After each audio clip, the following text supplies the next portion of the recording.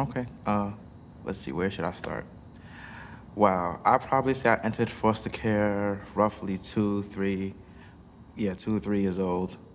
So I've been there forever. When I came into care at 12 years old, I was really, really scared. Anthony, I don't think you should be living here with your mom, you know. She explained everything to me well, and I understood, and I told her, you know, I understand you on that. She started to deny me as her child, and she stopped taking care of me. My foster mother, well, my real mother, basically abandoned me, let's say. We could put it that way for now, for $100. They sent me to the nurse office, and they called the ambulance, and they called ACS. Well, I was removed from home at about 3 o'clock in the morning, and I stayed at a precinct until the following afternoon. Then I was placed at the children's center. And they told me that I wouldn't go back to my mother. My grandmother was having some issues, more emotional issues, and it began to cause her to physically and emotionally abuse me. Every time I think back, every time I talk about it, it hurts me. Just to think about, I know other kids been through worse, but my experience with it hurts me. Family is the biggest thing. Like, once that's fractured, everything else gets fractured. In foster care, wherever you moved, it's not a permanent situation. It's always temporary. It's always just for the moment, and at any moment, you could pack up and move.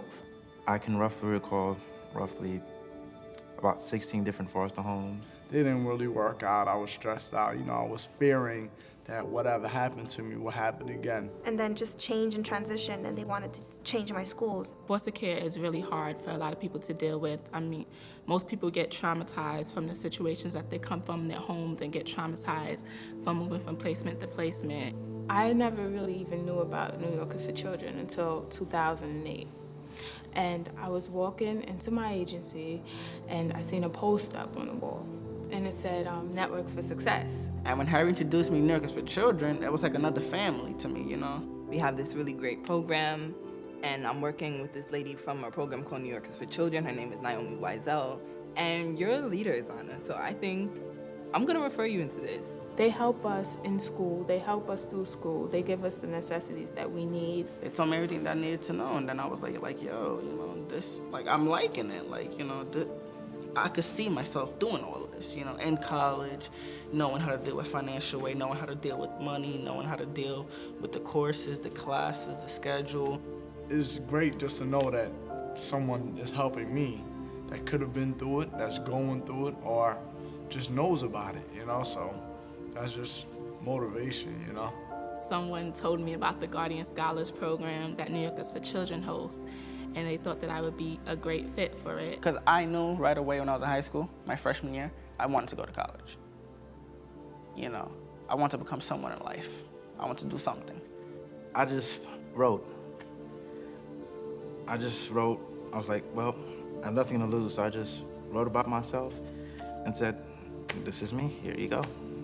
I used to work full time to have to support myself, but now that I have the Guardian Scholars opportunity, I can work part-time and take internships. Anything you need in college, they pretty much give you. Tutoring services, they provide. I actually go to tutoring frequently.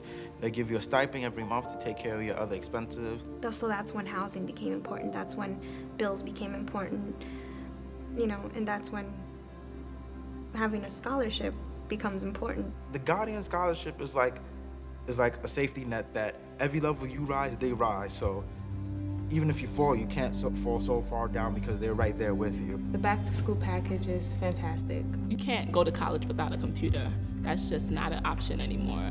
Like 4 boxes came for me that day. I think because I was just starting. A printer, laptop, bedding, Barnes & Noble gift card, Target gift card, book bag. The aging out group of foster youth, we're the most forgotten about group, because they feel when you get to 17 and 18 years old that you're supposed to be independent and you're supposed to be able to do things on your own, and that's not necessarily the case. I'm gonna go to Hunter College. I was thinking of psychology for a very long time, but now that I'm a youth advocate, I think I am interested in advocacy. I just finished my first year of college with a 3.3 GPA. You know, look at me. Look at me in life now. I'm a whole completely different person. I'm going into my 4th year at Hunter. I'm excited because comes graduation very soon. I want to be a worker. I want to help people, and the only way I can see myself getting to that level is if I finish college and maybe get a master's eventually.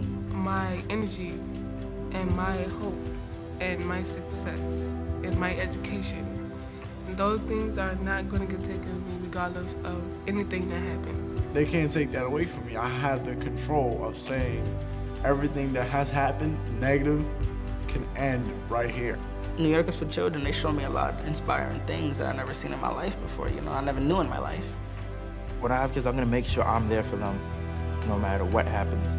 They fall, scrape their knee, the second their hand reaches the floor to stand up, I'm gonna be right there helping them up.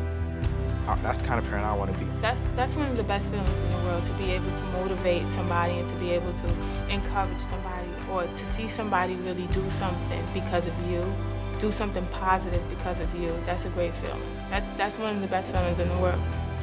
What a stranger would do, it's willing to give up their time of their life for children like me, children in foster care that have been through abuse, and make them feel like, you know, you do have a family. Yes, it's not your mom, but you do have a family with you, and it's us, New Yorkers for Children.